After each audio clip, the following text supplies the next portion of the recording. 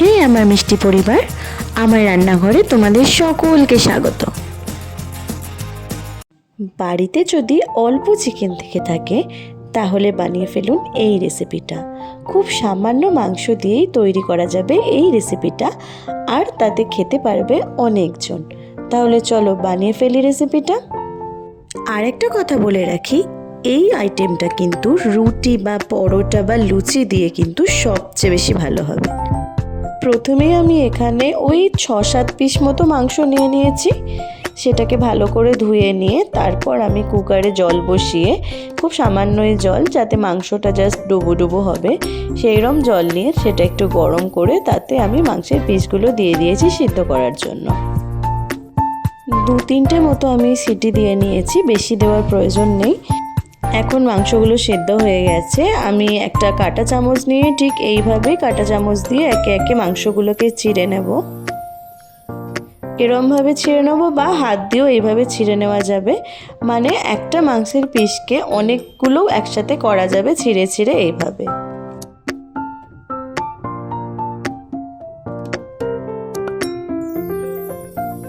সমস্ত মাংসের পিসগুলোকে আমি এইভাবেই কাঁটা চামচ দিয়ে পিস পিস করে নিয়েছি, যাতে ওইটুকু মাংস দিয়ে অনেকটা মাংস হয়ে যায়। ঠিক এইভাবেই। এটা কিন্তু খুব একটা বেশি সিদ্ধ হবে না, একটু যেন সলিড পিস থাকে। আর এটা কিন্তু মেনলি সলিড পিস দিয়েই হবে, হাড় বা অন্য কোনো পিসে কিন্তু এত সুন্দরভাবে গ্রেট করা যাবে না। এবার আমি কড়াইটা গরম করে তাতে তেল দিয়ে দেবো। এটা অল্প তেল দিয়েও করা যায়, বেশি তেল দিয়েও করা যায়, যে যেমন তেল খাও ঠিক সেরকমই নেবে।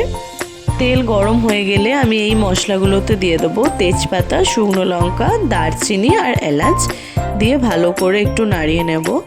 হালকা যখন একটা গন্ধ আসবে তখন আমি তাতে এই কুচনো পেঁয়াজগুলো দিয়ে দেবো।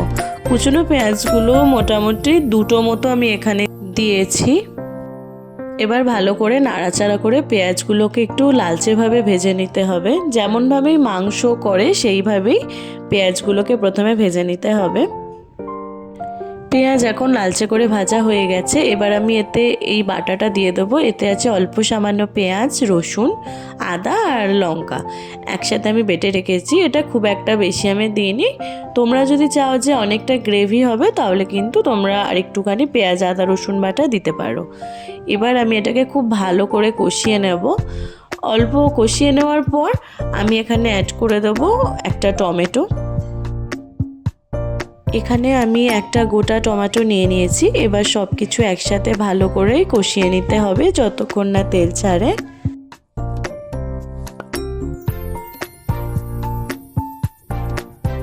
এবার দেখো ভালোই তেল ছেড়ে দিয়েছে। এবার আমি এতে হলুদ গুঁড়ো 1 চামচ, জিরে গুঁড়ো আর ধনে গুঁড়ো অ্যাড করব। এবার সব একসাথে ভালো করে মিশিয়ে নিয়ে আবার কষাতে থাকবো। এবার আমি এতে দিয়ে দেবো সামান্য কাশ্মীরি চিলি পাউডার, যেটা অনলি ফর কালার।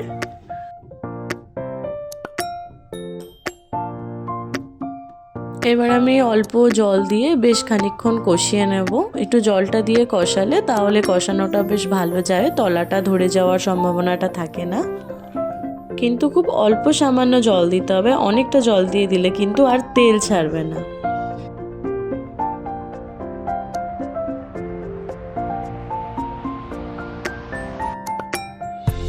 এবার আমি পরিমাণ মতো নুন দিয়ে দেব, দিয়ে ভালো করে এবার কষিয়ে নেব।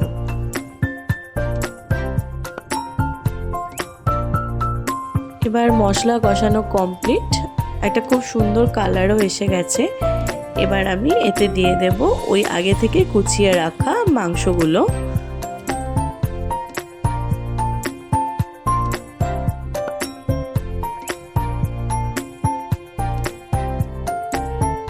আমি খুব অল্প মশলা দিয়ে এই মাংসটা করছি। তোমরা যদি চাও যে অনেকটা গ্রেভি খাবে বা অনেকটা মশলা দিয়ে খাবে তাহলে তোমরা কিন্তু পেঁয়াজ, রসুন, আদার পরিমাণটা বাড়াবে। এবার আমি এইভাবে সমস্ত জিনিসটা একসাথে কষিয়ে নেব অল্প সামান্য জল দিয়ে দিয়ে। যেহেতু মাংসটা আগে থেকেই হাফ সিদ্ধ করা আছে তাই খুব একটা বেশি এখানে জল দিয়ে সিদ্ধ করার প্রয়োজন নেই। ঠিক এইভাবেই চাপা দিয়ে দিয়ে অল্প অল্প জল দিয়ে দিয়ে মাংসটাকে কষিয়ে সিদ্ধ করে নিতে হবে, তাহলেই হয়ে যাবে।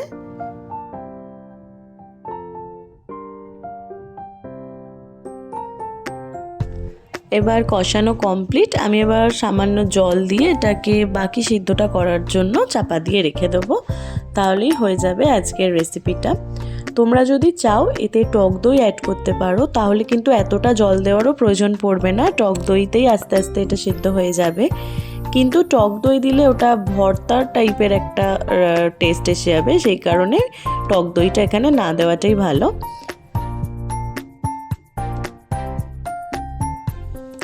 দেখো আমাদের রান্না অলমোস্ট কমপ্লিট। এবার আমি এই নামানোর খানিকটা আগে যখন অল্প অল্প জল থাকবে তখন তাতে একটু ধনেপাতা কুচিয়ে ছড়িয়ে দেবো, দিয়ে বেশ খানিকক্ষণ নাড়িয়ে আমি এটাকে নামিয়ে নেব। অল্প সামান্য জল থাকবে কারণ জলটা নামানোর খানিকটা পরেই টেনে নেবে। বাস আজকের রান্না কমপ্লিট। তোমরাও তাড়াতাড়ি এই রেসিপিটা রেডি করে ফেলো, দেখবে অল্প সামান্য মাংস দিয়ে তোমরা করে নিতে পারবে অনেক জনের রান্না। কি রান্নাটা কেমন লাগলো? যদি ভালো লেগে থাকে তাহলে প্লিজ আমার এই ভিডিওটাতে একটা লাইক করে দিও আর কমেন্ট করে দিও তোমাদের রান্নাটা কেমন লাগলো। আমাদের ফুল রেসিপি কমপ্লিট। এবার গরম রুটি, পরোটা বা লুচির সাথে সার্ভ করে ফেলো তাড়াতাড়ি করে এই রান্না। তার আগে তো বানিয়ে ফেলতে হবে, তাহলে ফটাফট বানিয়ে নাও এই রেসিপিটা আর আমাকে কমেন্টে জানিয়ে দিও তোমরাও কেমন এটাকে বানাতে পারলে। তাহলে আজকের মতো টাটা, আবার আসবো অন্য কোনো ধরনের রেসিপি নিয়ে। তার আগে আমার চ্যানেলটা একটু প্লিজ সাবস্ক্রাইব করে দিও, আর যারা অলরেডি আমার চ্যানেল সাবস্ক্রাইব করে রেখেছো তারা একটা কমেন্ট করে দিও আর একটা লাইকও। টাটা।